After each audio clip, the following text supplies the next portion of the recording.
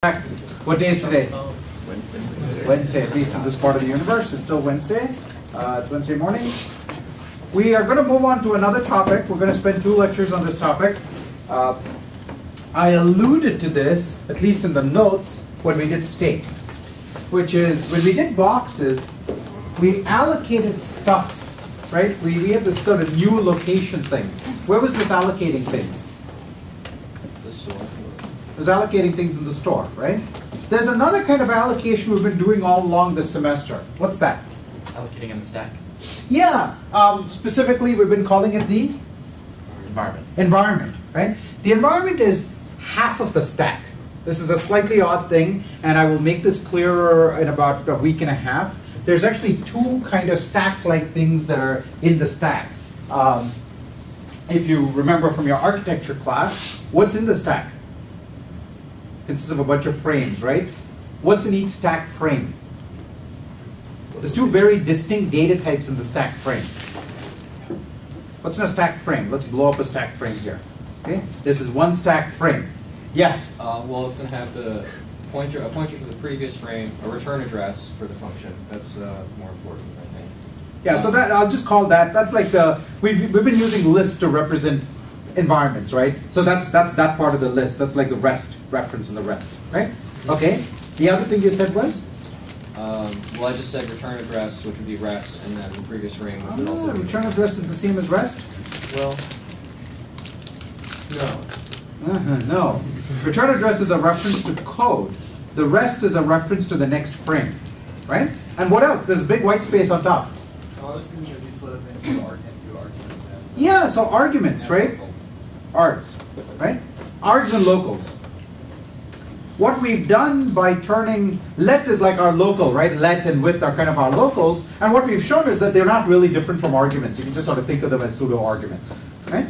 So this is the stuff that you have been seeing as env, right? This is actually, every one of these things here is a bind, right? And a list of these makes an environment. And we haven't gone into detail about like the individual frames, right? We've just sort of consed all of these on without worrying about the fact that there's, there's actually like, this frame's list of things, this frame's list of things, this frame's list of things. We've just sort of made it all one big list of things, right? But, so what we've done is we've got half of our stack represented, right? The other half of the stack, so this one we don't need to worry about because it's sort of implicit. This part we got, this part we haven't done. So we're halfway to completely understanding what a stack is, and the other half we're going to do 10 days. 10, on the 10th, October 10th is when we're going to do the other half of the stack. Okay? Okay. Now, we allocated, as you pointed out, that's what we started discussing, we allocated onto the stack. Did we ever deallocate from the stack?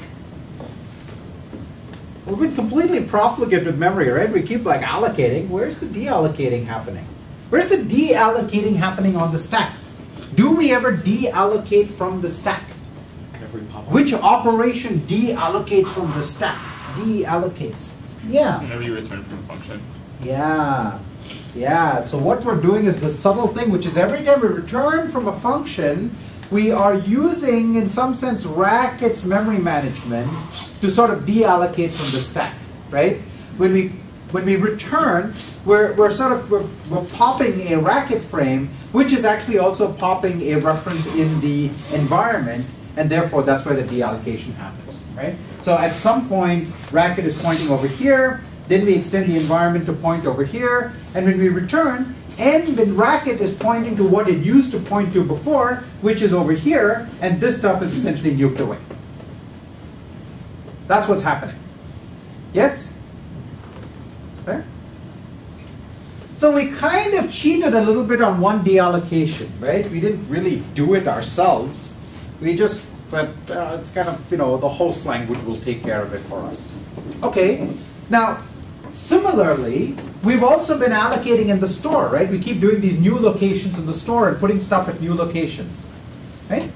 What's deallocating those? Nothing. Oh? What do you mean nothing? Think carefully, subtle, very carefully. Are you sure nothing's reallocating? Yeah. Well, don't we always add things to the store as we pass it through? We thread the store, right? Is that what you mean by pass it through? It's that threading pattern. It comes around Yeah. here, goes back over here, goes around over here, So when you comes back over here. yeah. Goes, So in the interpreted language into box, we like push a new thing onto the store. yeah, yeah. We And do a new store binding. Yeah, yeah. sometimes, I guess sometimes we replace things in the store. So that We would kick out. replace. That's right. So then racket of garbage collect the thing we picked out. Do we ever shrink the store? One hint is, new lock is always a bigger location, right? I mean, that's not enough. That doesn't tell us everything, right? But we never actually shrink the store. And in fact, even the claim about racket garbage collection is not quite true, because we always have a reference to sort of the head of the store, right? And it's a semantic property of the lookup function that, if we sort of update, in fact, even our update doesn't like deallocate. It doesn't actually replace, right? It just pops another thing, pushes another thing in front. And it's a semantic property that the thing at the back is actually like not usable, right? So, yeah. But you could write update to do like. You could do that, but the point is we never ever give up a reference to things we truly no longer need. Okay? So the people who said nowhere are exactly right. We never release memory. We never relinquish memory. Well, that's a problem, right? Or is that a problem? I bet. Okay, who's gonna be the counterexample? I bet none of you ever ran out of memory while you were testing. You did? I ran out of it once just to see how it felt. Okay, serious hat tip over there. That's awesome. Okay, that's exactly that. That is like a totally awesome CS mentality. But you didn't run out of memory because why? Yeah. Well, no, I run out of You did? Yeah. What, on purpose or by accident? by accident. Oh, okay, that's okay. Noble accidents, that's how we discover how systems work, is by breaking them. That's good. So we have two people who ran out of memory. What does this suggest? Either my explanation is not quite right? My explanation that in fact we never relinquish this memory is not quite right, or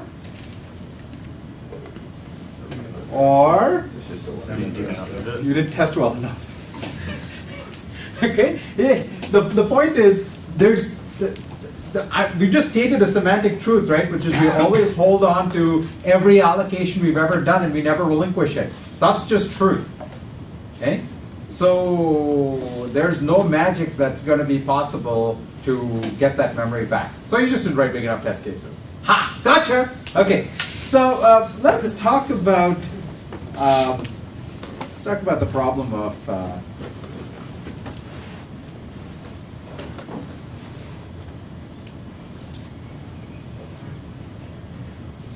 in particular, I'm most interested in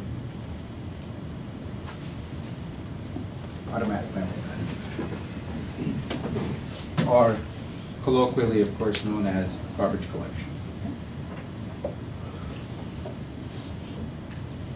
So the question is, how do we relinquish the space that we have consumed in the store? How do we relinquish space on the stack? Well, we've talked about that, right? It's by popping, the pop operation. Now, that's a little subtle if you think about it. One of the things I want to do between today and in particular on Friday is to talk about cost models. How much does it cost to do this stuff? Popping is free, right? It's great, it's awesome. The stack we get for free, right? Okay. Deallocation on the stack costs nothing. You hear murmurs? Does it cost anything? Cost anything at all? On an actual computer. On an actual computer, yeah. You have to, well, at least you have to update the. You gotta pop, and what is popping? Popping is update that stack pointer, right? And I mean, you're taught in architecture, this is like incredibly cheap. You don't have to go and blank out memory. I mean, actually in some systems you kind of do, but generally you don't have to blank out memory. You just update the stack pointer. It just happens like instantaneously. The one instruction, it's built into the hardware. It's really fast, but you still have to pay for that one instruction. Okay? The popping is not actually free. And it costs something. And depending on how things work, it may actually, the cost may add up when you start to compare it against the cost of doing garbage collection. And that's one of the points I would like to get to over the next 2 days. Okay, so we've got our stack and we're going to pay for the pops. That's good. Now the question is, how do we handle the stuff that's sitting on the store or the heap? How are we going to get rid of that stuff? What do we do? Well, if you programmed in C, there's a pretty obvious answer, right? What are the operations in C? How do you allocate in C? You new things. And how do you deallocate things in C? Free, right? What do new and free actually do? They're seemingly innocuous operations. Right? We even know what that cost model is. Free is obviously free. That's why it's called free, right? And you know, if you don't like free, then you must not be like American or something, right? You need freedom, right? So it's good. It's certainly good political theater. But what do new and free actually do? What do they do? Yeah. They allocate in free memory. They do, and how do they do it? So today, on Friday, we want to actually like talk about mechanics, like low-level mechanics like that. Okay, that's what we're trying to do. Yes. Isn't there some pointer that points to where like the current free spot, the current like freest spot in memory is? And That's right. When you do it, it moves it when you create. Okay, bingo. Okay, so this is a technique called bump pointer allocation. There's a pointer that says here's where the next free available memory is. Okay, when you allocate, you just store stuff right there, right? Whatever space you need, and then you just bump that pointer over. Okay? So you write into that spot, you bump the pointer over. Okay? Good. That's I'm sorry, why am I saying new? This is malloc, right? I'm supposed to be talking about C. Okay. You know what it is. I'm sorry? No, I got deleted. Okay, yeah, whatever. Okay, so malloc and free. Okay, so malloc says, that's one possible implementation. Malloc says stick it right there, bump the pointer, and free does what? What does free do in that model? Nothing. That's one way to handle it. Well, okay, so free could do absolutely nothing, right? That would work. And for all of the test cases you've written, it worked just fine. Okay, but what else might free do? Free might store information about. Free might? You might store information about how big the last block was. Yeah, so what's going on? Let's draw a little picture. Okay? Here's my, I've used the word store until now. It's also common to use the word heap to refer to this thing. Okay, same thing. Okay, so here's my memory, and everything is currently free. Right, I'm starting out, and so I got this pointer that's pointing over here. Right, that's my free pointer. So now I malloc, and I say, okay, I want to malloc 8 bytes or something like that. Okay, so what happens is my pointer gets bumped over here, I malloc again, my pointer gets bumped over here, malloc again, my pointer gets bumped over here. Okay, now I decide this object, this value, I no longer need. So I'm going to call free on it. Okay? What happens? Yeah? Well, you can't really represent non-contiguous blocks of... Yeah, so now we have this problem with contiguity. Right? We have this problem that stuff, this bump pointer scheme works great if everything is always next to each other. Right? If what I did was to free this thing over here instead,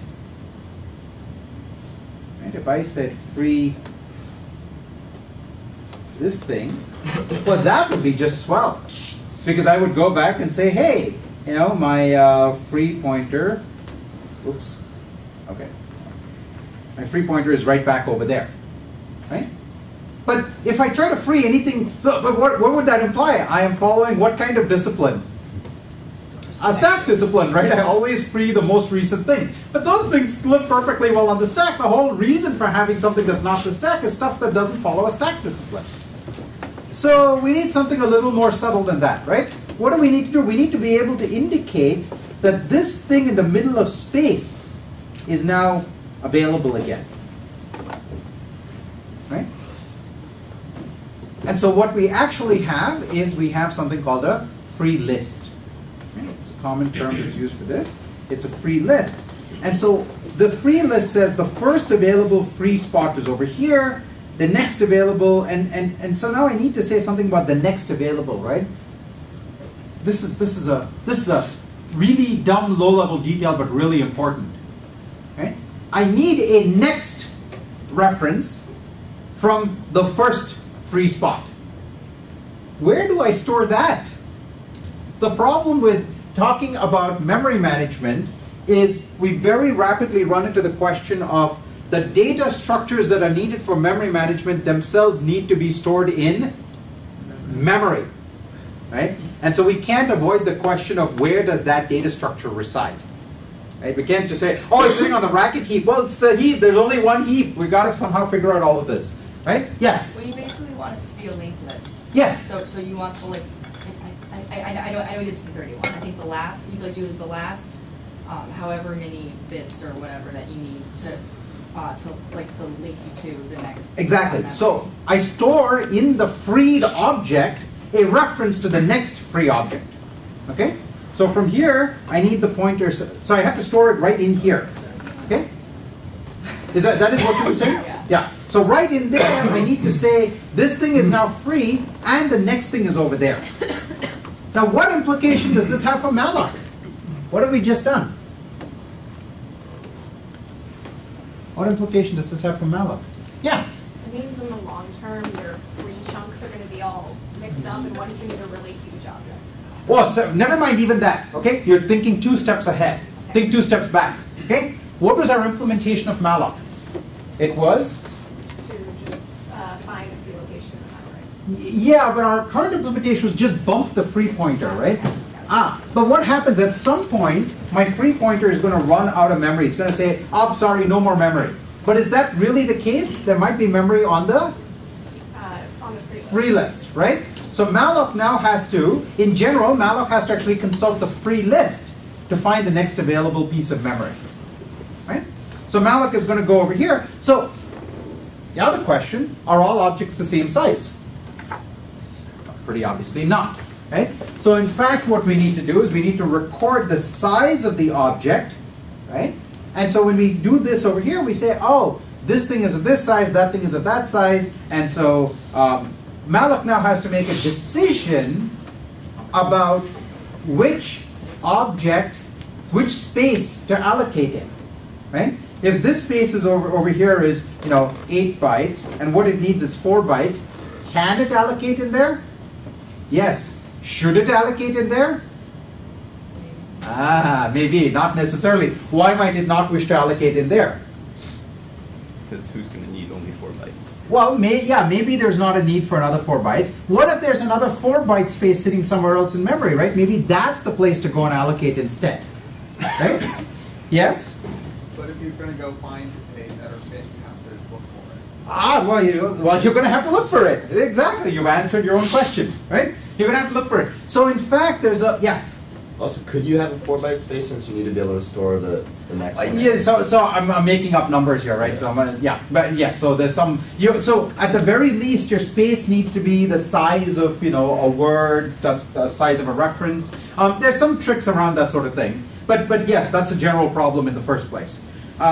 So in fact, what tends to happen in real allocators is you don't want to deal with 6 and 9 and things like that, right? We like, for computer scientists, we like powers of 2, right? So what you end up doing is you end up having not one free list, but a bunch of free lists, right? You have the 4 byte free list, the 8 byte free list, the 16 byte free list, the 32 byte free list, and so on, right? And then when you get an object, then you get an allocation request, you try to find the best sort of fit, and you have to take into account various things, right? What is my memory pressure? Does it make sense? If I notice that I've been allocating a lot of 4 byte objects and I have 8 byte spaces, maybe it makes sense to split my 8s into 2 4s, right? This is one of the nice things about having powers of 2, is it becomes easier to do that splitting, right? Take one of these 32s and split it into 4 8s, right? Yes, thank you. Split the 32 into 4 8s, because I notice I don't seem to be allocating any 32s, but I seem to be allocating an awful lot of 8s, so split the 32 into 8s, right? And so take the first object over here, turn it into 4 objects over here, and then take the first one off of that and allocate that, right? So there's a history-based argument here where you might look at the pattern of allocation you've been doing And when you get these sort of irregular sized things like, 6-byte objects, don't bother with a 6-byte bucket, just go for the 8-byte bucket. You're wasting a little bit of memory, but in return you're getting much faster allocation, right? Because here you can traverse this data structure by just using, bit shifting arithmetic. Right? You store the 4 at offset 4, the 8 at offset 8, the 16 to offset 16. You just do a bit shifting arithmetic. You jump into the table, you go out there, and you get your first available object. Right? So you have these buckets of free lists, and you allocate quickly based on the sort of the nearest power of 2 size. Right? That's a common technique that people use. Yeah. If you're writing code for an embedded system and you know for a fact you're going to be dealing with exclusively 6-byte objects, yeah. Could you change around your malloc scheme? You would totally rewrite your malloc scheme. So embedded systems are a great example because you have to do all sorts of things that are unconventional. Many of the things I'm going to say over the next 2 days are assuming we don't have that much control over the system, right? So one of the things you do in an embedded system is you work very hard on your data structure sizes so that you don't have these, weirdly differently sized objects, right? You put more effort into it than you would otherwise. Right, into making sure that's the case. And if you could, for example, ensure that everything was a 6-byte object, then hey, you've got just one free list and that's awesome. Okay? Okay, so what we've already pointed out is that malloc is not cheap. Right? Malloc is actually somewhat expensive because it might involve a search. Now you might make it fast through a table. What are we trading off to make this table viable? To make this sort of tabular scheme where we can just use bit shifting to get to the right offset into the table and get the first available thing. What's our trade-off to make that possible? A little subtle. What's the trade-off? Memory was. Yeah, what happens if we get a 6-byte object? Well, we can't allocate it here, and there's no 6 slots, so we have to go into the 8 slot, so we're going to have to waste some memory, right? So notice we just made a classic computer science trade-off.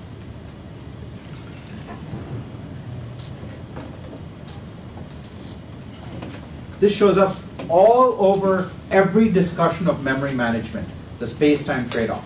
Okay? You either burn space or you burn time. If you want something to be fast, you burn some space. If you want something to be compact, you have to burn time. And memory management is a wonderful subject because it's just in your face all the time, this trade-off. Okay?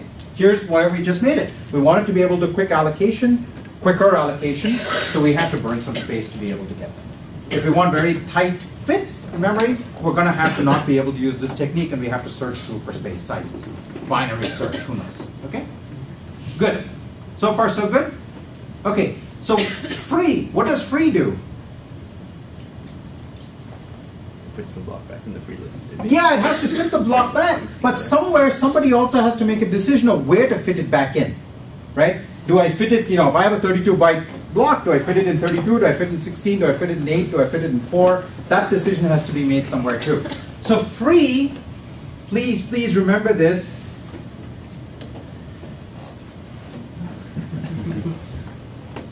Not at all, okay? And part of the misleading thing that C programmers come away with is it's just like this one instruction, right? So obviously, you took algorithms, right? Like you count, like every line counts for 1 unit of time, right? So free is 1 line, so clearly it must be 1 unit of time. Obviously, it's constant time. Not so constant. Okay, so malloc and free are not so cheap. Are they good? What's not to like? It was good enough for Dennis Ritchie. It should be good enough for you, right? Well, not everyone's as smart as Dennis. Not less! Yes, exactly. That makes the assumption that you're as smart as Dennis Ritchie, which, I'm not, and some of you maybe are, and some of you maybe are not. So what? What does that have to do with anything? Well, you have to keep track of every memory. Yeah, you got to keep track of this stuff. Okay?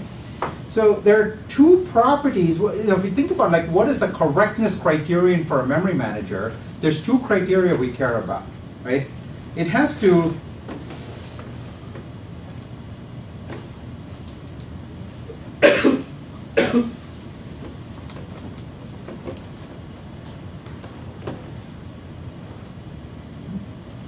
shouldn't deallocate too early, and it shouldn't deallocate too late. It's kind of obvious, but it's worth talking this through a little bit. Are these symmetrically bad? No. It's much better to waste memory than to have something happen. Almost always safer to waste memory than to deallocate too early. What happens when you deallocate too early? None of your C programs have ever done that. But if you look at enough cert advisories, it's obvious that there are a lot of people in the world who are not as good as you at writing C code, right? Or maybe they just write bigger programs. What happens when you deallocate too early? Yeah. All that bank information that you were storing in a block of memory, yeah, it's not there anymore. Right. So the problem is there's still something referring to this piece of memory, and it's going to compute with this piece of memory, and it's just going to compute with whatever gets put in there. And the worst thing about it, the most insidious thing about it is, it's all a function of sort of your testing harness, right? When you tested it, it turned out nothing new was allocated into that spot, so the old data was still sitting there. Because free wants to be cheap, right? Freedom wants to be cheap. We should like stand up and sing the national anthem or something. So, freedom wants to be cheap, and so it doesn't go and blank out the memory. If it blanked out the memory, the next time you allocate it, you'd be like, well, what happened to my data? But since it doesn't even do that in C, it wants to be cheap, fast, efficient, it just leaves the data there. And so you might think the data are still there, but on some other execution of the program, something else comes and actually performs an allocation in the middle, maybe some other thread, for instance. And now that memory has now been overwritten with something else. And you may be computing with complete nonsense. Right? There's no guarantee that the new thing that goes into that address is even of the same data type. Right? You might have had a list there, and now you've replaced it with a great big number, and now you take the offset into that number, and you have walk memory, and it's just joy ensues. Yeah, boom. Actually, that's the problem. You don't even get a boom, right? You continue to compute for a few million instructions, and then you get the seg fault, right? Seg faults are a really good thing. Seg faults are the universe finally waking up and telling you, dude, you screwed up a million instructions ago. You should be really happy when you get a seg fault. When you don't get a seg fault, who knows? Something happened. I got the answer, 17. The computer said it, must be right. Right? This is scary stuff. Right? And of course, if you start looking at the modern world where you have to worry about security and privacy concerns, this stuff becomes really dangerous. Right? So, okay, so there's a value judgment, right? Moloch is like the name of the evil force, right, in Ginsberg's poem. Yeah, exactly. Well, in ancient literature and in Ginsberg's poem and in Watchmen, right? So, yeah, there's a reason it's called Moloch. Yeah. So what's our choice? Well, so one common technique is say, well, let's do something sort of halfway manual, right? Because we still don't trust the computer. We trust it for all sorts of things, but we don't trust it to manage memory, apparently. One thing we can do is say, well, you can use reference counting. What's reference counting? Reference counting is the idea that every object carries with it a count of how many references it has. Right? Seems good. If you could accurately maintain the count, what would you have ensured? That you don't, Deallocate too early. Yeah, we have the too early, too late problem, right? So we precisely maintain the counts. We certainly wouldn't deallocate too early, and hopefully wouldn't deallocate too late, and it'd be perfect. Except, what are we relying on? The count. Yeah, the same Dennis Ritchie's, right, in the room, right? So it's the same problem. Now, it's not quite as bad, except it has this other difficulty. It has a whole slew of other difficulties. Yeah? You give a cyclic data structure, it won't fit Yeah, cycles, because how many references does a cyclic datum have? Infinite, right? So then you have to add something to deal specifically, like Python, for example, has a whole mechanism for dealing with cycles.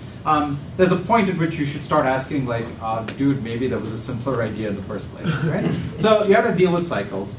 How many references does an object actually have? 2, 3, 6, 12, 17? I mean, many objects may be no more than 3 or 4. When you have programs that are written by other programs, they don't behave the same way as programs that are written by humans do, like desugarers, right? So they could create a whole bunch of references. So there's these other questions like, what is the right size to allocate for the reference count? Because if you allocate something too small, what happens? We've lost the precision again, right? And we're back to, we don't know how many times this thing's been dereferenced, right? How many references it has. Aliasing. Is an alias another reference or not? Most programmers struggle with this question. If you bump up, like if I say,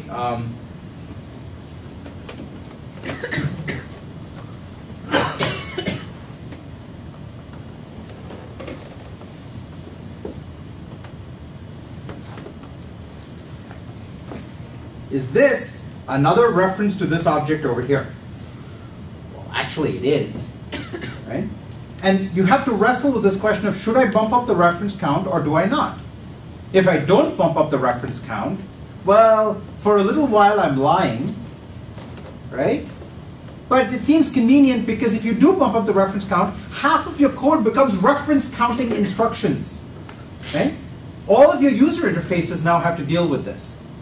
Does the caller deal with it? Does the callee deal with it? That's a software engineering concern, okay? And if you have a large shared data structure, sometimes it's not actually clear who is responsible for it. But somebody has to take responsibility because you've done manual memory management. Okay? I talk about this more in the textbook. Reference counting, pretty dumb idea. Okay? It was great as a stopgap measure before we had better things. We've had better things actually since like 1960, but so for about a year it was an awesome idea. Okay, okay, so what's better? Well, let's talk about garbage collection.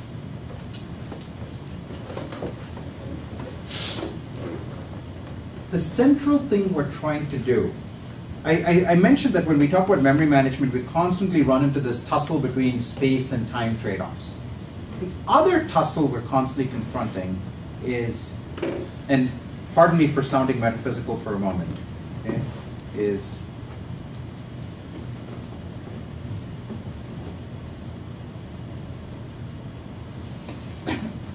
this is a broad question. It's a social question, right? This is what entire legal systems are trying to determine answers to this question.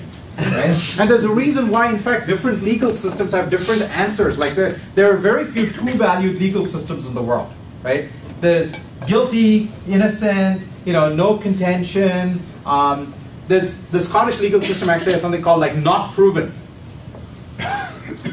right? Which basically means we think he's guilty, but you didn't actually prove it.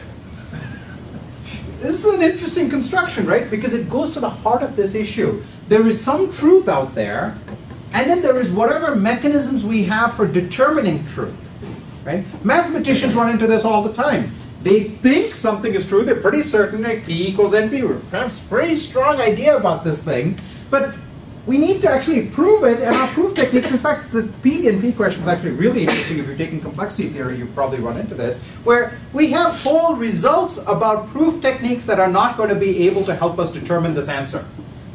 Right? I mean, go read about relativization and oracles, right? Like, we know a lot about how we can't say anything about it.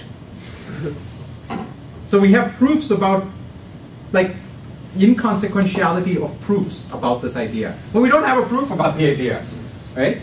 That's just like the nature of society and nature of life. And this shows up over here because what we want, remember, is we don't want to deallocate something too early, and we don't want to deallocate something too late. We agreed on this criteria, right? And there's actually a classic engineering trade-off here.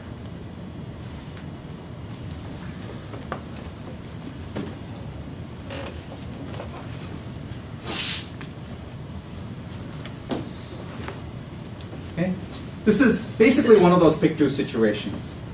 Except sometimes you get to only pick one. Okay? When you get garbage collection, at least you get to pick two. Okay? If you don't have automation, then in principle you can have not too early and not too late as long as you're Dennis Ritchie. Right? Okay, so not so good for the rest of us.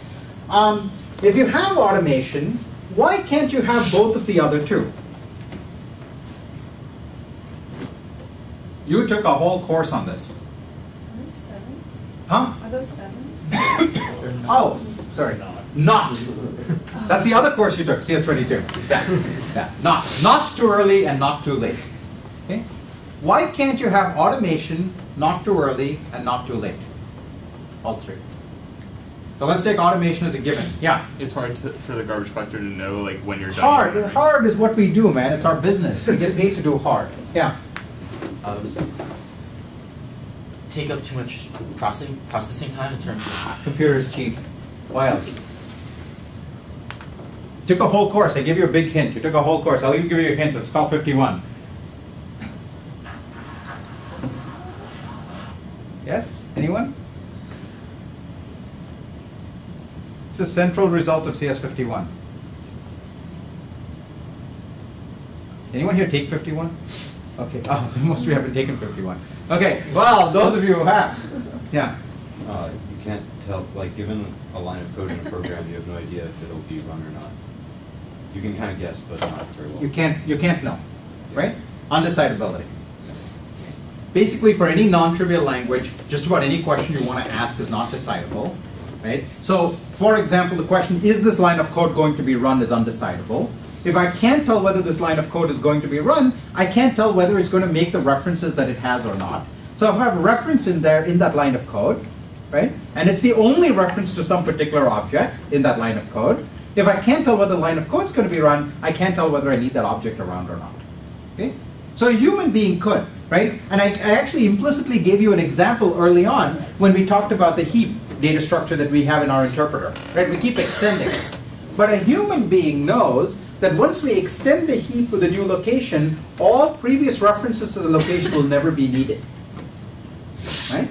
I know that. You can tell by inspection. You can tell by composition of the multiple piece of code, the allocator and the dereferencer, that will never happen. Right? But a computer doesn't usually know that. So, yes? Isn't it sort of the case that, well, you might think that a computer can actually do anything that a brain can? So if we can really know, then, like, if it's provable that a computer can. So it is in principle possible to construct a proof system for each special case. But in the general case, it's not possible, right? Because of undecidability. Right? It just reduces to an undecidability argument. We cannot determine for sure that something is not necessary. So whether something is garbage or not garbage, we can't know for sure. Right? So we have to approximate in one direction or the other. So we're back to this pick two problem. Right? We have to approximate in one direction or the other. Which direction did we decide we're going to approximate in? Which of these three do we not want? We want automation, I've told you that. Which of the other two do we want? Too late. Sorry? Not too late. We want too late?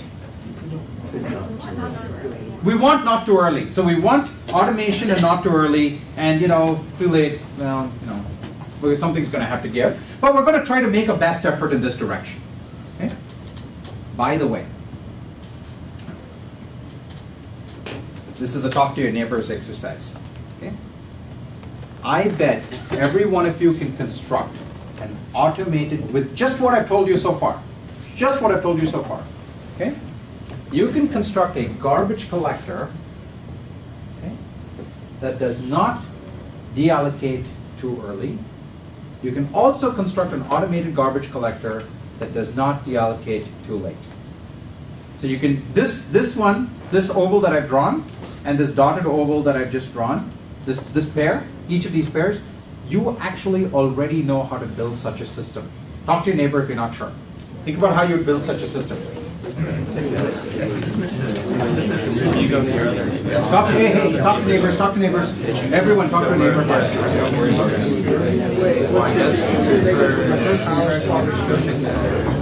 I guess the too early time something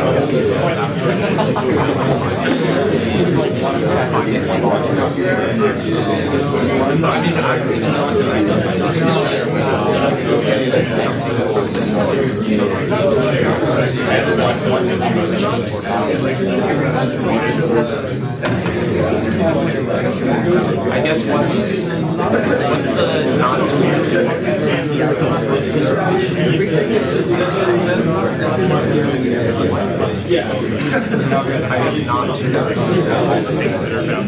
Okay, any ideas? Somebody's checking their iPhone, so clearly you must be done. Okay, any ideas? Anyone? Ideas? Raise your hand. Yes? In one case, you never free immediately after you That was too easy. Okay, so there you go. Right? If you're never free, you certainly don't free anything too early, right? Very easy to convince yourself of that, right? And if you free everything, you obviously get everything that needs to be free. Okay, so this is obviously a stupid exercise, but it's not entirely because I want you, understanding the extreme points is useful, right? What we're trying to do is to move somewhere along the spectrum, and the safe thing to do is obviously to not free anything, right? That's what fills this oval over here. We want to do better than that, right? But I just want you to understand that there's you know, these sound like fancy properties, right? Or never free something too early, always free something that needs to be freed. Sound like fancy properties. They're easy to attain. The trick is to like do the engineering thing that attains it in a good way. Okay. So what we need to do is to determine when something can safely be deallocated, right? And we know that we will never get to exactly those things that need to be safely deallocated for basic computability reasons. But with some over-approximation, what are the things that can safely be deallocated? Well, yeah. Things that you can't get to anymore. Yeah, so it turns out that this is one of those questions where asking the inverted question is a more effective thing to do, right? What is definitely garbage? Well, if you can't reach it through your program, it must be garbage, right? If there's no sequence of program instructions that you can write that can get to this data, well, it's obviously garbage, right? There's no way to get to it because there's no way to get to it. Except, yes. We said sequence of instructions. Ah, sequence of instructions. So if I'm writing like x86, I can do whatever I want. Exactly. If you have an x86, you can manufacture a reference to anything, right? You can compute a reference to an object. I can take some object and I can add 4 to its address, and now I've got a reference to a new object. So writing a garbage collector for that's pretty hard. Well, for that you get the trivial garbage collector, and I'll deallocate nothing because anything is possible. Okay? Keep in mind this comment about sequence of program instructions and observations. We'll get back to this point hopefully at some point later in the semester. So C has this exact same problem, right? If you can take a reference to any object, and you can just add 4 to it, right? Because what C does is this very subtle thing. It conflates addresses and numbers. Are you thinking? Of course, it's the same thing, right? I mean, addresses are numbers, right? Well, they're kind of different. For example, addresses have a different space than numbers do. And this is why on some architectures you can compute an address. You can take a number, convert an address into a number, do arithmetic on it, and dereference it, and actually get a seg fault. Right? It's actually really useful to program on architectures, as I have, that makes addresses 0 through 1023 off limits. Really useful. It catches an awful. You run this program on this one architecture, and you move it to this other architecture, and suddenly your program that used to run perfectly starts a seg fault all over the place. Why? Because you've actually been dereferencing address 0 without realizing it. Okay? I used to move programs between RS6000 and a VAX 11780, and the VAX 11780 had this wonderful redeeming quality. It tracked when you tried to dereference 0. Best thing for a C programmer. Okay? Very humbling too, because you discover like this program that was fine, it was not so fine. So what we're talking about is languages that are cooperative, meaning they don't allow you to manufacture arbitrary addresses. If we have time next class, I will talk about what GC strategies are possible for C. Okay? The notes actually already talk about it, and I'll try to talk about it in class. But if we assume that we can't manufacture a new address that's not already in the program heap by, say, doing address arithmetic, now we can, in fact, make this conclusion that anything that is not reachable from the existing set of references that I have can't ever be reached. Right? So the most basic idea is actually a trivial one. Okay? It's depth first search. You could use breadth or depth. Depth turns out to work better because it's better for stack-based implementations, and that just works more conveniently. It's more efficient. Okay? So we do depth first search, but where do we start from? What do we depth first search from? Sorry? The environment. Well, the environment's a great starting point, right? Because anything on the environment in principle is something that I can refer to in my program, which means it's something I can get to.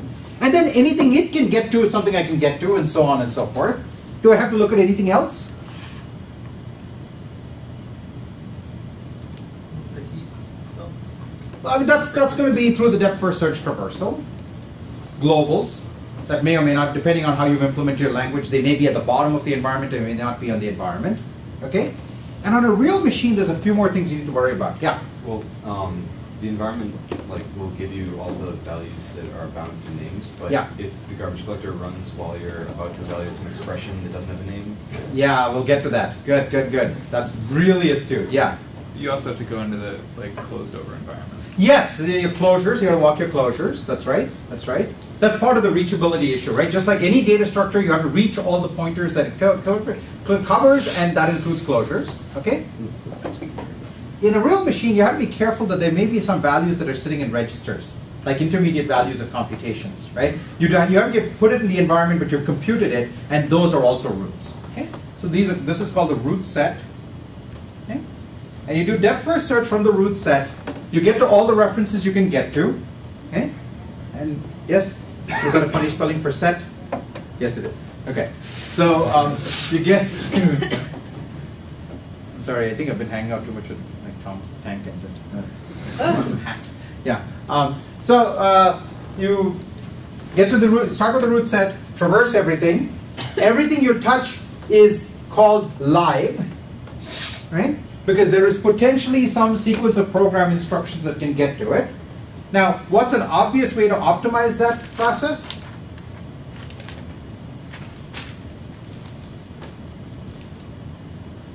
Look at the program, right? If some of those fields are simply not used, well, there's no way to get to them, right? If there's no actual reference to those fields. And this is, again, where things like JavaScript become complicated, because if any string can become a field dereference, then sort of all bets are off, because any string could potentially be computed. But if I have nice static references, and if I know something's not going to be dereferenced, I don't have to worry about it. But in general, do the deep traversal. All of those things are live. That means by definition, anything I have not touched must be garbage, because there is no sequence of instructions that can get to it. Okay? That's the basic idea. What we do with that basic idea of depth first search and treating everything not reached as garbage is the topic of various different garbage collection techniques. Okay? Because I've just told you an idea, right? I haven't told you what to actually do. Like, okay, we traverse everything, and then what? Do we traverse everything else? Do we not traverse everything else? Do we leave everything in place? Do we copy things out of place? Can we compact? Can we not compact? What does allocation look like? All of these questions I've left unresolved. Yes? And they're going to be subjects of 3 different garbage collection techniques we're going to talk about next class. We'll talk about 2 basic techniques. We'll talk about a 3rd technique that combines the 2 techniques. If we have time, which I sort of doubt, we'll talk about garbage collection for C as well. Okay? But I've written it up in the textbook just in case we don't get to talk about that. It's called conservative garbage collection. I'll tell you what, I'll do it. I've got 2 minutes. I'll just do it right now. Okay? I don't? John, do you mind explaining what you're saying? The clock says I've got 2 minutes. Go for it. Every other clock. Okay, go. Just go for it. We go back. That's the clock I'm using. Okay. So, in principle, everything in your heap is a reference, right? Okay. So, if a program is sufficiently badly behaved, there's nothing you can do about it. But if a program is fairly well behaved, a conservative garbage collector basically says, look, what are all of the things that can't be references? Well, I mean, we just said any number in my program could be a reference, right? But what's a number that might not be a reference? For sure. What is? 0? Why not? Why can't 0 be a reference? Because that would be a null pointer. Ah, because that would be a null pointer. But even if I walked it, it wouldn't do any, I mean, it would sort of not do harm, right? It also depends on my null pointer representation. But yes. What else is guaranteed to not be a reference? Negative number or a fraction? Negative numbers, right? Negative numbers can't possibly be references because, most modern architectures doesn't work that way, right? So negative numbers can't be references. What else? I thought negative numbers were like the stack. It depends on your representation, okay? What else is guaranteed to not be a reference? Yeah? Constants, very likely. You don't know what a constant is. All you got is a bit pattern in a heap. That's it. You're just looking at something and there's a number sitting there. You don't know whether it's constant or not. Yeah? Something above your address. Yes, certainly any number that's above my address space. In fact, again, as I said, the set of addresses is actually relatively small compared to the set of all numbers, right? But my virtual memory gives me a set of addresses, Anything outside that space is not, yes. What good is it to know that 0 is not, because that's already not allocated if it's outside your address space. The thing is, anything that is potentially a route I have to walk to be safe, right? Because I'm trying to stay in this bubble here. I have to walk everything that I can't prove is not an address, right? In Racket or Python, I know what the addresses are because I allocated them. In C, like anything could be an address. Yeah. If I come across 32 bits in my heap, how do I know that it's a negative number and not a really big number? That's a good question. That's a good question. We don't actually know that, but I was glossing over that for a moment. What else do we know for sure is not an address? Yeah. A non-integer. Again, so let's say I have some way of knowing that this is not an integer, yes? Which integers are not addresses for sure? One's not divisible by 4. Yeah, that's a big one. Anything that's not like word boundaries, right? We allocate on word boundaries. So anything that's an odd number for sure is not an address, right? So basically, conservative garbage collectors play a whole bunch of very clever tricks like this to filter out things that are not guaranteed to not be addresses, and the rest they have to assume is an address, and they traverse the heap. Okay, that's the short version of what they do. They're surprisingly effective. They're also very useful for building language runtimes. Like Racket used to use a conservative collector for about 10 years. Because if you allocate addresses, you can allocate them in such a way that that the collector doesn't get confused. And now you get a collector for free. And you get interoperability with C code. Right? So I talk about all this in the book. Next class we'll talk about so-called precise garbage collection techniques. Where we're not like hands-on type. Are you lecturing? There's still